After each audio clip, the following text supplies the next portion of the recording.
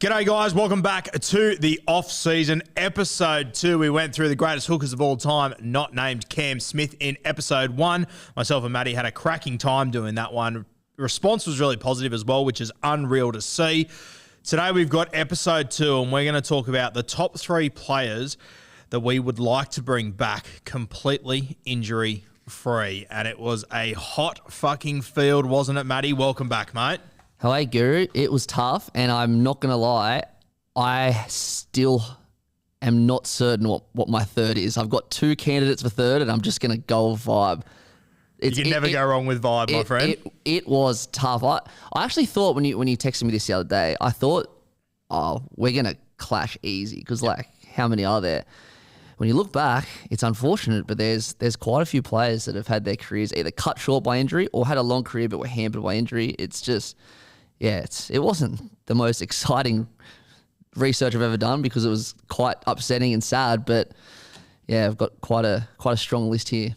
Yeah, it was pretty grim research to have a look because obviously a lot of these guys didn't have huge careers. Some of them did, to be fair. I've gone a little bit rogue with mine. By the way, me and Matty, we don't know who each other have picked. We've obviously got a ballpark idea of the guys that will be in this conversation, but we're not exactly sure who each other have picked. I kind of think that mine might surprise Matty and you guys a little bit, and I've got some serious stats to back them up. Matty, I'm going to start with the guy that came in third for me. So third overall, the guy that I would love to bring back completely injury-free. And quite often when I think about these players, and I think when most people think about injured players and what their careers could have been, this guy's probably the mascot of that group. The great Yow Yeh. 60 NRL games, 33 tries. He played 3 games for the Kangaroos, scoring 3 tries. 3 State of Origin games, scoring 2 tries. He's one of the very few, and I think Harry Grant might have done it the other day. He's one of the very few to score in his NRL debut, his Origin debut, and his Kangaroos debut. So incredible stuff for Jarrell. I think Harry Grant did it in his run-on debut in the NRL, not his first grade debut. Yaya did it in every single one of them. So unbelievable stuff. I had him on my podcast, I think about a year ago or so, Matty, and just the way that he told his story and how much success he had early. And I remember before his first Origin game, he had a dream that Cooper Cronk grubbered and he scored the first try. And that's exactly what happened. Cooper Cronk put in a grubber from about 30 metres out, a perfect kick. And I think he slid between, I think it was Minicello and Morris maybe, or Dugan and Morris, and picked the ball out of nowhere and scored his first Origin try for Queensland. A tough one for me and Matty to watch as New South Welshmen, obviously. But, mate, what are your memories of this guy? He's obviously also, is he a brand ambassador of Bloke in a Bar up in Queensland? Yeah, I'm glad you brought up Yow Yeh because one of the boys. He's an ambassador of Bloke. He's up in Queensland, just kind of just selling the beer up there, talking to people, getting shit done. I met him for the first time in Magic Round this year. We went up and had a beer with him, and one of the greatest blokes ever. Sat down, had a beer after the whole event had finished, and he just told story after story after story. You just can tell one of those, yarn, eh? Oh, he's a yarn spinner. Yeah. Yow Yeh is a yarn spinner. So it was an absolute pleasure to meet him in Magic Round, and I was kind of in awe of him, and I still am. It's great to have him on the Bloke payroll. But my memories of Yow Yeh, the biggest one that sticks out was Lockie's last Origin game, when I think it was a decider, wasn't it? I think so. Yeah, I think it was up there as well. And as we did in that 8 in a row, every year there was a little bit of hope, and bang, 24-0 or something crazy like that. Jarrell scored one of the tries. That's my greatest memory of Yow Yeh. But you're right, I remember that stat flying around that he scored on debut in everything. He was just one of those young freakish wingers that had his whole career ahead of him. And I guess a lot of these players on this list have recurring injuries, but this guy just got the one injury, and that's incredibly disappointing. Before we do get to that injury, for me, my highlight, that try that he scores where it's Brisbane versus Cowboys. Thurston kicks early. It's sort of a half chip sort of kick, and he catches it on the full. Absolutely, I think he catches it on the first bounce, actually. Yep. Absolutely cruising in his own 30. He just goes straight through the line, sort of Nathan Blacklock-esque, and he ends up one-on-one with Thurston. And, the old defensive saying, you never show your number, and the entire time yeah, you could just see the number on Thurston's back, and he just corkscrewed. He went one way, bang, bang, bang, and just left Thurston for absolute dead. And obviously, JT's odds of making that tackle were 1,000,000 to 1 in that situation. But when you see one of the greatest players ever just look so vulnerable simply because Jarrell was just so talented, that's the one that will always stick with me. I'll never forget that try. Incredible stuff. I remember that clear as day as well. I think it might have been up in Townsville. He just turned him inside out, and it's Jonathan Thurston. It was one of the best tries ever. And you could tell Thurston knew he was fucked instantly. Oh yeah, he's like, I've got to have a crack, but I am an absolute. Even if I pick the right side to go to, I'm still at millions to get him. So one that I will never forget. I think it's one of my favourite tries ever.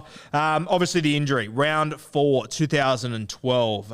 Playing your South Sydney Rabbitohs, Matty. Yes. Game was over in Perth, and I remember him sort of saying, and obviously it's probably a little bit different in hindsight, but I remember him sort of saying, even getting on the plane, he didn't feel quite right. And maybe that was just because it was going to Perth, different time zones, whatever it might be. But he sort of said from the very start of the trip, it just didn't feel right going over there. And I don't want to get all woo-woo-y, but sometimes the universe just... Tell me about it. It just tells you stuff, doesn't it? Tell me about it. He's having fucking dreams about scoring Origin tries. It happens. Like, everything that could have gone right in the first 4 or 5 years of his career did until that moment. He sort of said it was the first time he's ever had that feeling. So, wild stuff there. Now, was that the night in Perth where it was really wet? Or that was a different night, I think it was raining, but it wasn't the night. Yeah. It wasn't. It definitely wasn't the big night where Wester scored. I think Wester almost drowned that night. Yeah, that was crazy. Something else. Yeah. But yeah, what a career. I mean, I know it was cut so short, and I guess my next question to you, Matty, if he would have played his entire career at the Brisbane Broncos, does one of Wendell or Lottie fall off their top tier? What do you think? Oh, I mean... Big if, I know, but I think it's worth a conversation. I think it's... I definitely didn't think no, put it that way. Yeah. Like, he had all the potential in the world. And sorry, he didn't just have potential. He was playing for Australia. He was playing for Queensland. He was absolutely killing it. And he played, 3 seasons of first grade? 4 seasons, yeah. It was his 4th season where he broke his leg. I think I remember, wasn't it like, didn't they liken it to a motorbike accident or something? Like, so it was just so terrible. But yeah, to answer your question, definitely in the conversation, 100%. Definitely in the conversation, I think. He's still one of the best Brisbane wingers of all time. Oh, I still think he is as well. And I think that, as you said, he was in the Queensland team, he was in the Kangaroos team. I don't think he would have fallen out of that team for the next 10 years. I honestly think he'd done so much at such a young age that he'd almost cemented his spot in those sides. I think it would have taken an unbelievable performance by someone else, or for him to just hit the worst form ever, which seemingly he didn't have bad form, which was the most incredible thing about him. Mate, who have you got at number 3? I'm bringing Jarrell back. Also, credit to him. I think it's something that sort of flies under the radar, that he did actually come back. He did make it all the way back to Queensland Cup when they said there is no hope you will ever play footy again. Yeah, I think he played in the back row for the Devils. Yeah, he came back for the Devils, had a red-hot crack at it, and sort of knew within himself that he wasn't going to be able to get back to first grade. But, mate, to come back from that... Oh, fuck. Insane. Fucking outrageous. Mate, take us to your number 3. Who have you got? Pretty funny that you have... Yow Yeh, because I've got kind of a similar player. As I said before, like, a lot of these players on this list have like recurring ACLs, injury after injury after injury, but Yow Yeh was a one-off injury. Same as this guy, a winger, a one-off injury, bang, career done. Taniela Tuiaki for the West Tigers. Now, these days we see lots and lots of big wingers. He was one of the first like absolute big dog wingers back in the day, like kind of like around when Manu Vadavai was as well. Everyone else was kind of like tiny, just a finisher. He debuted in 2006. And as I said, one of the first new big wingers, scored 2 tries on debut, and he was just a regular on the wing for the next 3 years. He performed his whole career, but it was his 2009 season, which was just incredible. Like, I think in 2007, 2008, he might have scored 7 tries, 8 tries. I think he made the New Zealand Kiwis train-on squad for the World Cup. Didn't end up making it, so I'm pretty sure he played for, I'm going to say, yes, Tonga in the World Cup or something like that. So he played for Tonga, he played for New Zealand as well. He actually had a stint in the back row at one point, 2008. But yeah, 2009 was his year. He scored 21 tries. In 22 games. 22 games. And it sucks because he had such a good game in round 23. He scored a hat-trick. He was flying. Next game, he comes up against Para and he breaks his ankle. Now, when you break your ankle, you don't think it's a career ender. You just think, oh, fuck, the season's kind of done. At the time, if he wasn't leading, he was close. He was leading the comp in line breaks, tries, tackle breaks. Like, he was just unstoppable all season. Broke his ankle in that 2009 game, was named winner of the year, was in the big league team of the year, and unfortunately that's the last we saw of him because the next year in 2010 he just couldn't get over his injury.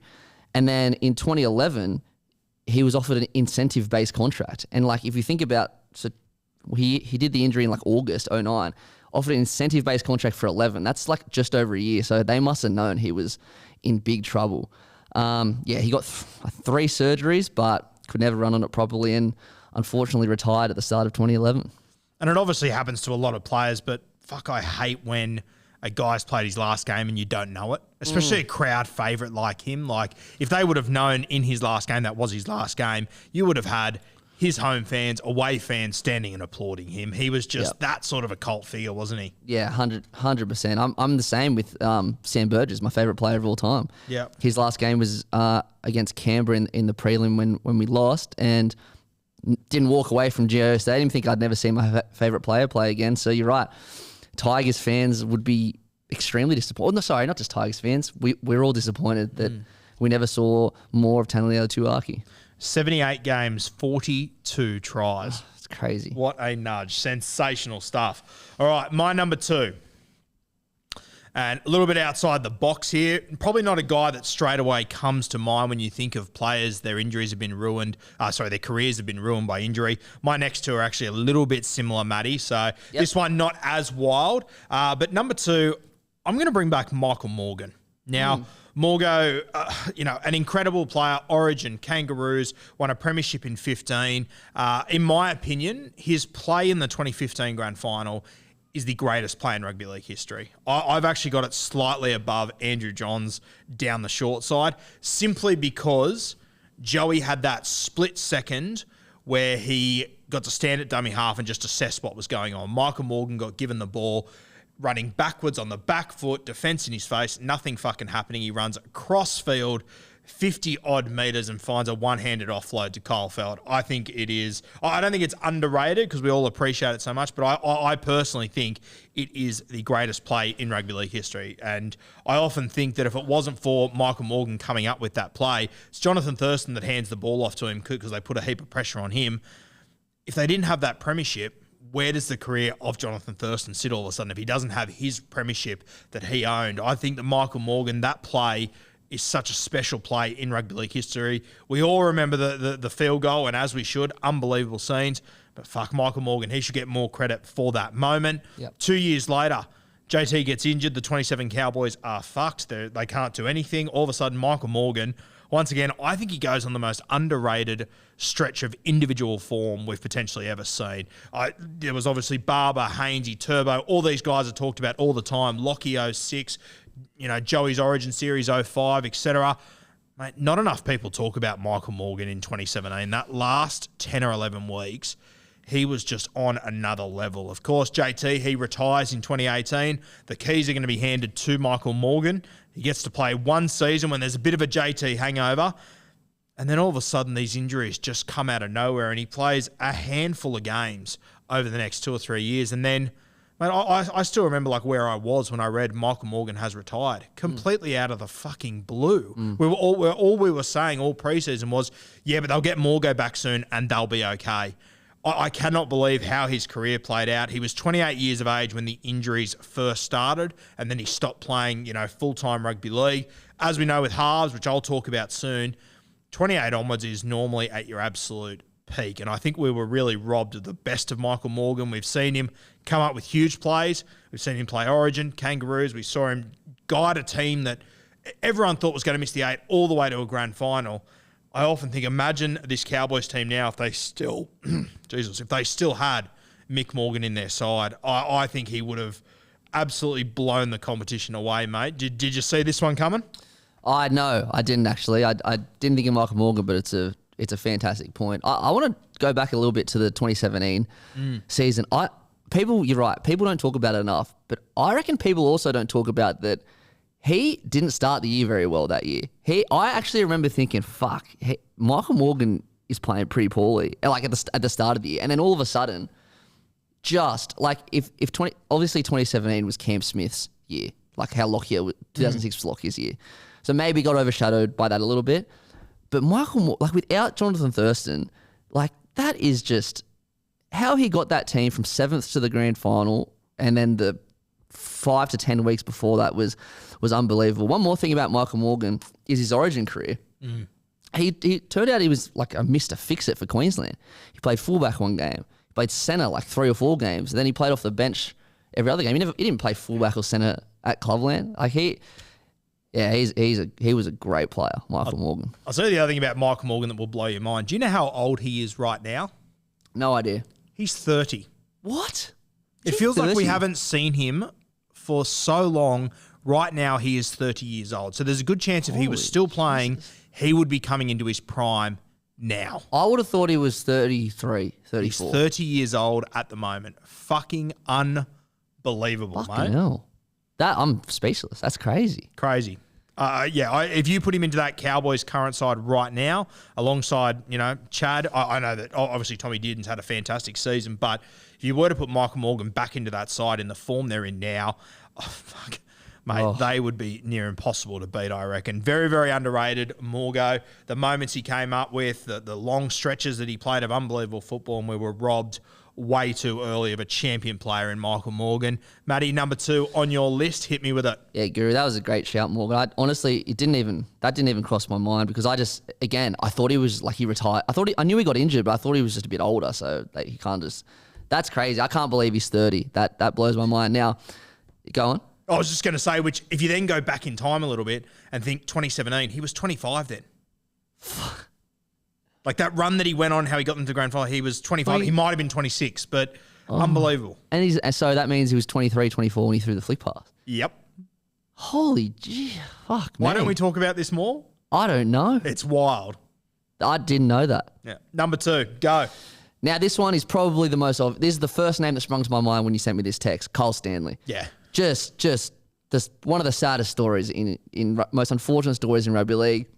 He was a prodigy. Played for the Dragons, came through their 20 system, debuted at fullback in 2011, scored a try, played 8 games that year, and then at the end of that year, he was picked in the Samoa train-on squad, like just ticking all the boxes early.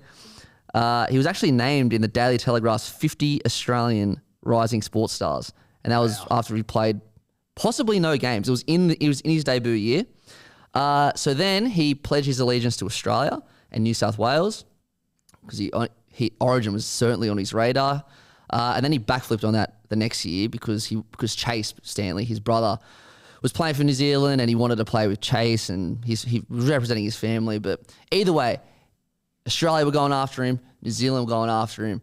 Everyone wanted a piece of Cole Stanley. Then, in 2012, he did his ACL. And you'd think, all right, young player who's done their ACL, that sucks. Move on. We'll get better. We'll come back next year. 4 months into his rehab, he re-ruptures the ACL. So he didn't recover and then do the injury again. He literally walked out to his back patio on a stormy night. It was raining. He was packing shit away and he slipped and he redid his ACL. Oh. So he was out for the whole next 2013. So that was that gone. Spent all of 2013 in rehab. In 2014, he played his first game since midway through 2012 and only played 9 games of the year. I don't have to bore you with every single detail, but he eventually signed with the Sharks and did his 5th ACL, required surgery, and just said, fuck, retired. Just plagued by injuries, this poor bloke. You hear those 3 letters once in a career and you think, fuck, this could be it. Like, I don't know if they're ever going to return. To hear it 5 times in a career. And you obviously mentioned his brother Chase as well. Like, fuck, he might be in the top 20 unluckiest blokes of all time. Yeah, too. he had was injured stack himself, of injuries, yeah. but Kyle just sits on top of Mount fucking Everest as far as unlucky. He was such a talented guy. I believe, I could be wrong, but I think Kyle's still actually working for the Dragons in their junior development. I think he's with the Harold Matts and the SG Ball. Right. So doing fantastic things there. And isn't he just a classic example of take advantage of what you've got when you've got it? Oh, 100%. But even still, like, he just didn't get the chance, did he? Oh, 100%. Like, But for those of us that do get the chance to do anything, take it with two hands. Don't wait. Don't wait, because anything can happen. And anything can happen again and again and again. He was just one of those guys. Every time it happened, the entire rugby league community just sort of, the heads just went down. Like, crazy stuff, Kyle Stanley. He when you texted me this, I texted a few mates because I just wanted to get a gauge. Every single one of them threw Kyle Stanley's name in, and that sucks. That sucks that he's kind of the pin-up boy for being injured, I guess. It's just for sure. terrible. And it sucks too because he's such a great player. But the reality is that, the next generation won't remember Kyle Stanley. No. When they should, because he was a tremendous player that was just cut down. So he's 31 now. So he retired when he was 25. Like, so 5 ACLs before the age of 25. It says here his fifth. They kind of glossed over it, but they said the Sharks one was his fifth ACL. Whether that's right or wrong, he did a bunch of ACLs, and he couldn't do it anymore. Like, still, age 31 now, he'd still be playing. Yeah, for sure. But think about, like, just going through like that fifth time you do it, having to go through all that rehab again. He just like, oh god. What year did he go to the Sharks? 2015. He signed a 1-year deal at the end of 2014. So, and then during that season, he tore his ACL. It says he tore his ACL a fifth time and required another knee reco. And then in October that year, retired. And tell me, if Kyle Stanley didn't get another injury at the Sharks, he played his absolute best footy. He finds his way into that Sharks 2016 side. He wins a comp. 100% he wins a premiership. Yeah. Oh, fuck, that is a tough knock. Brutal stuff. Anything else on Kyle, mate? Yeah, and sorry, I just want to be clear. He didn't just quit because he got sick of the injuries. The surgeon told him, you can't play footy again. He didn't say, oh, fuck, I have to do another rehab again. I'm just going to throw the towel in. The surgeon said to him, you cannot play rugby league ever again. And I'm sure after the third and fourth, they probably advised that as well. Yeah, probably. Realistically. Poor blow. Poor bastard. Tough knock. All right, my number one. Now, bear with me, because I think some people are going to laugh. They're not going to believe the avenue I'm going to go down here. And I'll just read you, the stats of the player I'm about to read out to you. He was the Dally M halfback in the year 95, 98, 99, 2002. Dally M player of the year 98, 99, 2002. Proven Summons medal. 98, 99, 2000, 2001, 2002. For those of you playing at home, that's 5 years in a fucking row that the fans voted him as the best player in rugby league. Golden Boot, 1999, 2001. Clive Churchill medal, 2001. So you've probably put it together who I'm talking about. He's also an immortal of our game. You might have heard of him, the great Andrew Joey Johns. Now, I know what you're thinking. He's played 249 first grade games. He's an immortal. What the fuck are you talking about, Guru? Let me just hit you with some numbers. So Joey played his 249 first grade games. Incredible stuff. The last 59 games that he played them between 2003 and 2007. Yeah, so in the last, 4 or 5 years when he could have played, a maximum of 125 games, he only played 59. And you think about the amount of injuries Joey had the back end of his career, how many times he had to go through rehab, how many times he had to come back from injury, go through it all. It always takes a few months to recover from injuries. Joey, past 28 also, when his body isn't recovering as fast as what it would have when he was younger, he would always come back and he would absolutely kill it. Now, 28, that's how old he was when all these injuries started in 2003. Now, just to remind you as well, 2003, the 5 years before that, he was voted as the fans' best player. 5 years in a row, half a decade. Every single year he was voted by the fans as the best player in rugby league. Then his injury started at the age of 28. Now, he went on to play another 59 games after that. He obviously had the 05 Origin Series. Unbelievable stuff. But I just want to point out what he could have achieved post-28. And I want to take you through some of the numbers of the other legends of our game around the same time as Joey and after him. So Brad Fittler, for example, he turned 28 in the year 2000. Freddie played in 4 of the next 5 grand finals. He also came back in Origin out of retirement at age 33, I think it was, and dominated that series, won it for New South Wales. Cooper Cronk, he turned 28 in 2011. Of the next 8 grand finals, he played in 5 of them, and he won 4 of them, post 28 years of age. He had what did he do? He won a Clive Churchill in 2012 and he had 2 Dally M's. So from the time Andrew Johns' career was just completely tarnished, Cooper Cronk went on and won a heap of premierships. He won 3 in a row premierships from, 33 to 36 as well. I mean, you have a look at who else we got. Cameron Smith. Funnily enough, obviously, Smith, Slater, Thurston, Cronk, all born in the same year. So if you want to do the maths yourself, they all turned 28 in 2011. Cameron Smith, 28 in 2011, he won another Dally M. He won Dally M Hooker of the Year in 7 of the next 10 years that he played. 3 premierships, including one of them at 37. So 10 years after Joey's career was completely derailed, Cameron Smith, one of the greats, is still winning premierships. Billy Slater, 28 in 2011 as well. Injury did cut Billy Slater short, obviously. He still won a Clive Churchill, a Dally M, 2 premierships. I mean, unbelievable. Jonathan Thurston, who we probably put him, on the when we're talking about the greatest halfbacks ever, we talk about Thurston. We also, obviously Andrew Johns, the top there, but we throw Thurston in there as well. Thurston from 28 onwards, he won 2 Dally M's. He had 3 golden boots. He won 4 positional awards between halfback and 5'8". He was 3 times the Rugby League Players Association Player of the Year. And of course, he won his premiership in 2015 and had that field goal moment. Imagine if Joey from 28 onwards, which would have been his most mature and the peak of his footballing career, would have played. Now, as I said, he played 59 first-grade games over those couple of years since his injury started. That included the 2005 Origin Series. Matty, has there ever been a more dominant Origin Series by a human being?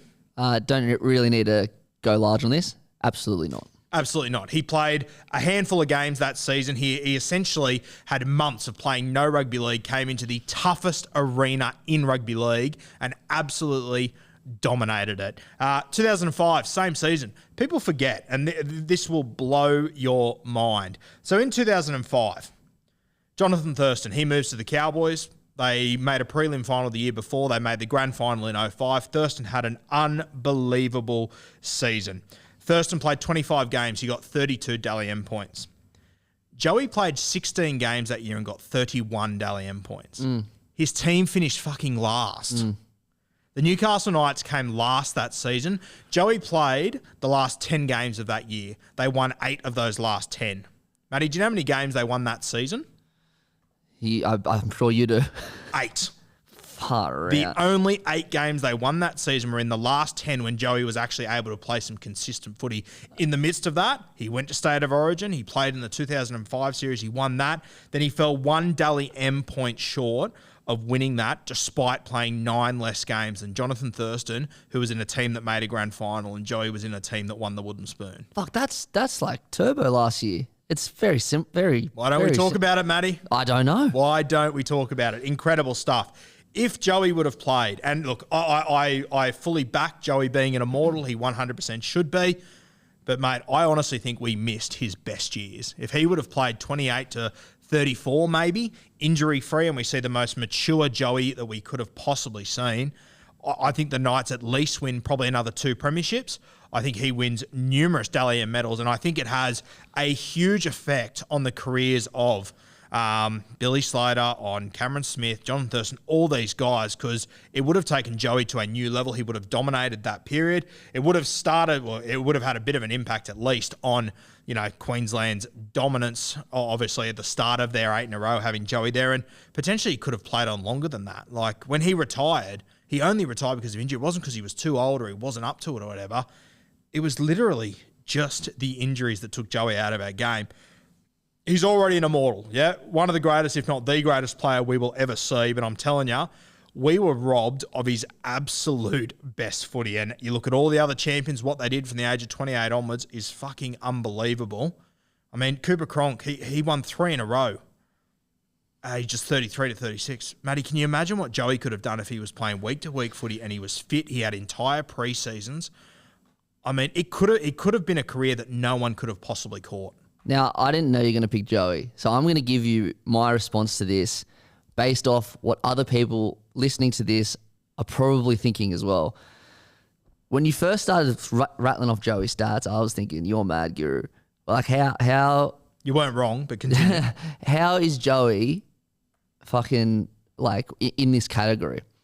Now, he's an immortal. And this is a conversation for another day. I think he's the greatest player of all time. That's another podcast.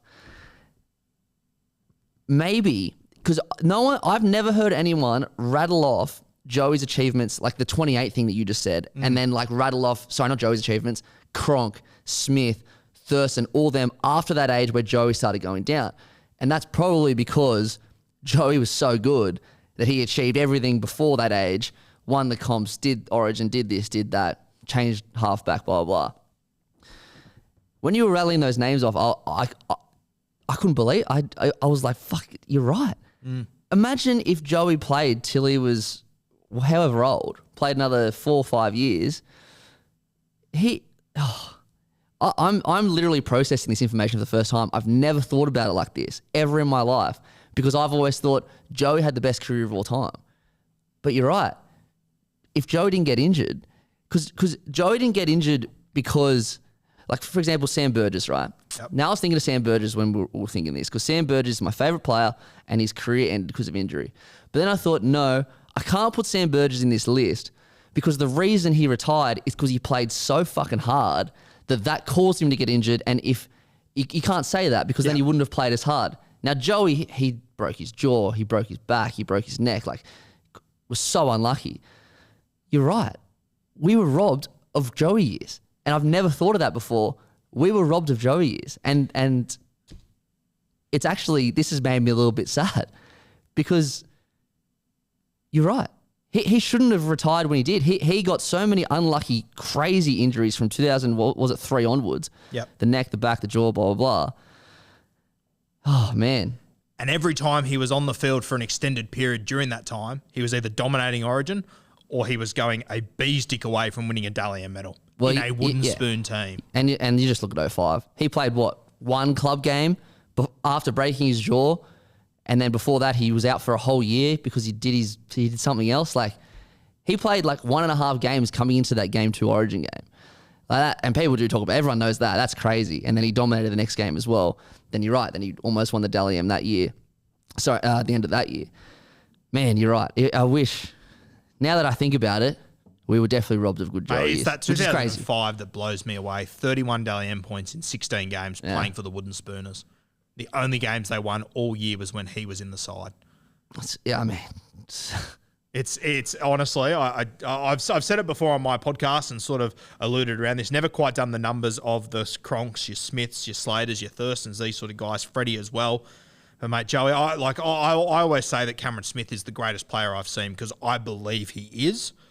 But I'll tell you what, mate, if you give Joey an extra 3 or 4 years to achieve more, it might be undeniable. This is what I think it's fair. If someone was to say Cameron Smith had the best career ever, I'm happy to say, yep. If you say Joey's the best player ever, I can completely understand where you're coming from because there's a really good chance that we saw 70% of Joey. I think it's the best argument in rugby league. And I've said this a million times when I'm arguing about this with, because I have a mate, his name's Daniel Hahn. He's 100% Cam Smith and I'm 100% Andrew Johns. And we've been arguing this for 5 years now. And their careers are done. This is never going to change. This argument is one of the best arguments in rugby league because there's no clear winner. And they're clearly the two. Well, that's what I think. Yeah. But there's no clear winner and there probably never will be. Shout out to Daniel Hahn because he's coming with some brand new ammo next time you guys are fucking blind at the dog on Saturday night. So enjoy that. But yeah, robbed of Joey years. Can't believe it. Only realising this in 2022. But yeah, that's Peak Joey. I think we missed out on him, as crazy as it sounds. Now, I'm sure you've got an as good number one that you spent as much time last night staying up forever doing random fucking stats on. So shoot, mate. No, I didn't because this is very different to Joey. This is kind of like the Kyle Stanley from before, but had to be on this list. Okay, I don't want to use the word tragedy. That's the wrong word. But like, it's such a disappointment that we didn't get to see more of this guy. Tim Moltzen, West Tigers. And the thing is, I had Simon Dwyer on my list as well. And I'm thinking, fuck, those poor Tigers. In those few years, they had Dwyer, Moltzen, and Tananela Tuiaki. And everyone else just left. Yeah. Oh, yeah, exactly right. Anyway, Timmy Moltzen played in the 20s and was just a superstar. First year of 20s was 2008. Played in that, destroyed it. Debuted, Rookie of the Year, 2009, played 22 games, absolutely flying. Then 2010, round 5, does his ACL, out for the year. Then 2011 rolls around, but like he's already done so much and had so many raps on him that the ACL didn't matter. It's like, all right, bang, Ricky Stewart, emerging Blues squad. Same as Cole Stanley, actually. And according to all these, I was in year 11, so I don't really remember, but like it says here he was on the cusp. Like he was thought about for getting picked for Origin. He played for City, played City that year. Played the whole year, didn't make Origin, but that's all right. Then, you remember that whole Dragon shit happened? I was just about to ask. It was he'd signed with Dragons and he'd backflipped or something, and I think that left a bad taste in a lot of people's so basically, from memory. So what happened was, from memory, is that he agreed to terms with the Dragons, but then the Dragons announced it before the Tigers officially released him. Yeah. And then the Tigers was like, then it started a huge like war of words, between the CEOs, and then it was just so messy. And it turns out that Moltzen was just like, yeah, I'm just going to stay at the Tigers. Very messy backflip. Then in 2012, he started playing in the halves because Tedesco made his debut. But Tedesco, as we know, he did his ACL in his first ever game. He didn't do well in the halves according to this, so then he went back to fullback and killed it again. Played 20 games, led for the Tigers in line breaks, was all good. Then that's when it starts going downhill a bit. 2013, he does his ACL again. And he's out for the year, obviously. Returns of preseason, bang, does his knee again. And he was there for 2 more years, but didn't play. Like his knee was just that bad. And it was one of those things where everyone's kind of like Cole Stanley. Everyone's like, oh, are we ever going to see the best of Tim Moltzen? Are we ever going to see Tim Moltzen at all? Eventually, he left the Tigers, and everyone's kind of just like, fuck, this poor bloke. He signed with Manly. I was going to say, I have a vague memory of him playing Seagulls reserve grade or something. Yeah. But then he just couldn't play. Like his knee was just too fucked, and he ended up retiring. And yeah, we missed out on the best of Timmy Moltzen because when he was ripping, was an absolute superstar. And I think the other thing with Timmy Moltzen is, you said he got injured in 2010, didn't he? Did an ACL early in the season in 2010. Round 5, yeah. Round 5, yeah, makes sense. So obviously the Tigers 2010, that was in my opinion peak Benji. He was just on another fucking planet. Yeah, I think he won the Golden Boot that year as well. Won the Golden Boot. They went all the way to the prelim final. Now, I could be wrong, but I'm pretty sure that's the year where Jamie Soward kicks the field goal. They lose 13-12. For me, 2010, probably the year that got away for the West Tigers. I thought they were, probably one of the more exciting teams in the competition. Obviously, the Dragons, the best team all year, but fuck, I genuinely thought the Tigers could have really given them a shake that year. I'm pretty sure it is 2010. Can you have a look at that, Matty? Yeah, it was 2010. It was the year that because that same year was the that 100-minute game against the Roosters. That final series was cool. There's a crazy moment in that game where Benji Marshall he takes a shot at field goal or something and he mishits it and it just edges his boot. And he picks it up and he plays on. He steps Darius. But it was a really controversial try at the time. But they ended up losing that game, and they lost that game by 1 point. You got to wonder if they still had Timmy Moltzen, the sort of spark he was able to provide. Maybe it could have been a slightly different story for the Tigers of 2010. But I think that Benji try was 2011. Was it? But so they played in 2011 and 2010. 2010 was the prelim. Yeah. When Soward kicked the field goal. And then 2011, the only reason I remember that is because I was at the 2011 game and I remember that, but I wasn't at the 2010 game. I remember he stepped Darius Boyd and Darius was just standing there going, are you fucking for real? He just dropped the ball. Yeah. Yeah, wild times. But yeah, it's Timmy Moltzen. Great pick there, mate. He was another one that I had floating around on my list as well. Is there anything you want to add on Tim Moltzen before we... Oh man, there's nothing more to be said. It's just highly devastating for him. Yeah, I believe he's gone into real estate, Timmy Moltzen. I think whatever he's done, he's been really successful at. So, that's good then. In no shock whatsoever, but being the sort of competitor he was. I think the one memory I always have of Tim Moltzen, I guess it's more so to do with Benji, but I remember there was a night where Benji Marshall threw this no-look inside ball, and it looked like it was going to absolutely nowhere. And I always remember Tim Moltzen coming from nowhere. I think it was against the Dragons, funnily enough, all these memories against the Dragons, and him scored there. Crazy stuff. Now, before we move on, mate, I am praying that you and me aren't sitting here in 10 years' time having this same conversation and saying the name Trbojevic. I knew you'd say that. I was thinking that this morning as well. I had the exact same thought. If we are sitting here in 10 years' time, which I'll touch as much of it as I can, and we are having this conversation, mate, there's a good chance I could put him on top of Joey simply because he has shown us what he is capable of doing at his absolute best. And if we never get to see that for a prolonged time, mate, I feel robbed with Joey. I will be devastated if it doesn't work out with Turbo. Yeah, totally agreed. But he's still young, still a faith. Yep. Teddy was the same. So I was about to say the same thing. If we were talking about this 5 years ago, we would have said it about Teddy. Yeah, and now look at Teddy. He's just arguably the best player in the comp right now. Yeah. And has been for 5 years. So that Turbo can definitely be that. Turbo can definitely do it. Fingers crossed. Turbo just got to stay on the field. That's it. We know he can do it. So yeah. And if he does, we might be talking about Anthony Seibold as the next fucking Wayne Bennett, just quietly. Matty, anything else you want to throw in there, mate? Nah, the only other name I thought, but I thought it was a bit unfair, so I didn't put him in, was Matt Moylan. Yeah. Because it's more of a happy story because he killed it this year. He played most games, but like he was one of those guys where at the start of his career, he just destroyed it for Penrith and was so good. Especially what year was it where he hit like 3 field goals in a year to win the game? Like he was just crazy. But then he had a few hamstring issues, but so glad that Matty Moylan is back and firing. So that's why I didn't put him on the list, and hopefully he can continue his career without being injured anymore because he is fantastic. But other than that, I'm good. Yeah, fingers crossed Moisey can keep putting it together. I think rugby league's better when Matty Moylan's going better. He's one of those guys. The last guy I'll just give a shout out to, and he's probably one that people forget, but fuck, I remember watching him play when he was a kid, and he was unbelievable. I think he played for you guys at the back end of his career. Anthony Cherrington.